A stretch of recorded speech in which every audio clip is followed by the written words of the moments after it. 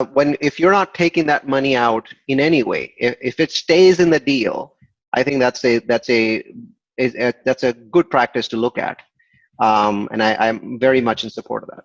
Right? Obviously, the more a sponsor invests, the better it is. My number one kind of green flag, as opposed to a red flag for a deal, is a deal where a sponsor, not their buddies, but the sponsor is in for 10%, or I've had deals where the sponsor was in for 30.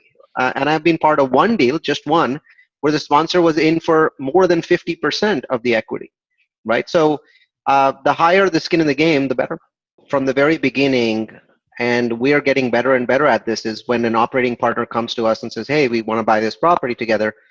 We used to be kind of show them a little bit of what they're supposed to do. Now we kind of have, recorded videos where we say, well, this is what our CapEx tracker looks like, and these are all the fields that need to be filled, and this is how often they need to be filled. This is what our net operating income tracker looks like. This is what our lead trackers look like. This is what our occupancy delinquency trackers look like. So we're getting better at telling them up front what they need to do, how often they need to do it. We make them watch those videos, we answer their questions, and then beyond that, obviously, there's going to be no misunderstanding. Does that mean that every single operating partner we work with is equally good just because we set the right expectations? No, some of them struggle, some of them don't, because everyone's different.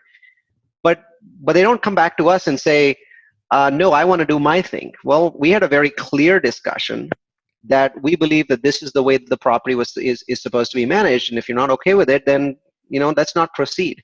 So by having those conversations up front and making them understand the sort of things that we are expecting, is very helpful. We also show them how our Philippines-based efficiency center works, what its costs are.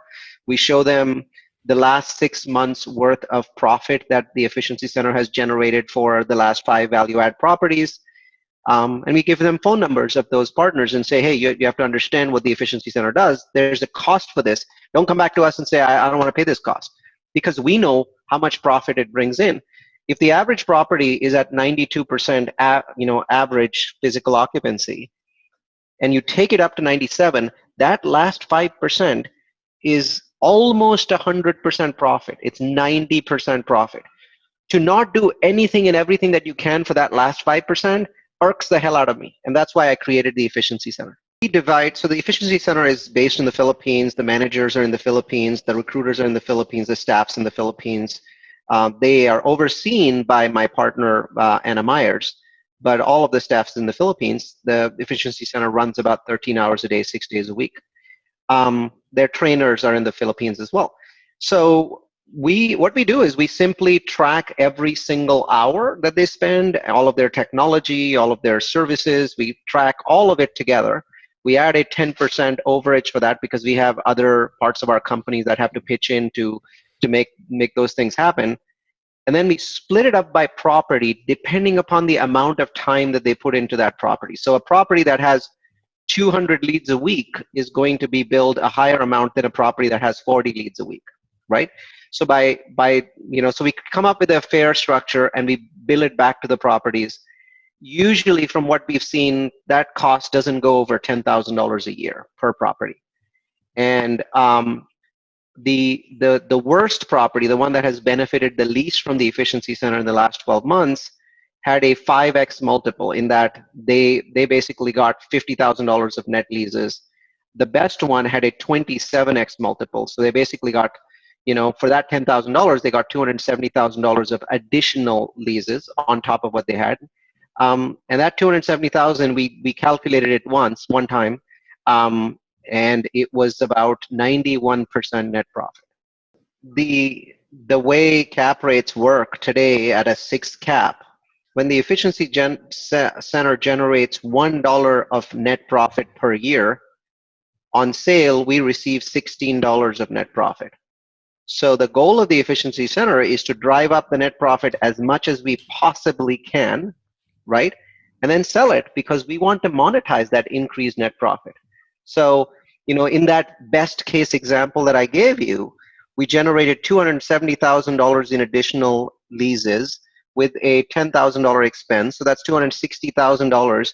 Let's assume that 240,000 was NOI.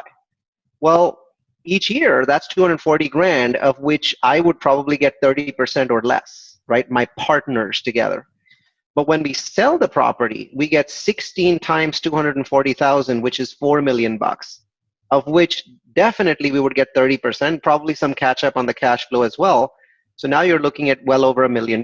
So this is the answer that I gave you is horribly, horribly one-sided and selfish, but it's also an honest answer. To me, given the magic of the efficiency center, why would I hold on to a property? Because my incremental benefit is in getting the NOI pop, getting the cap rate on exit, rinse repeating property after property, as opposed to holding forever.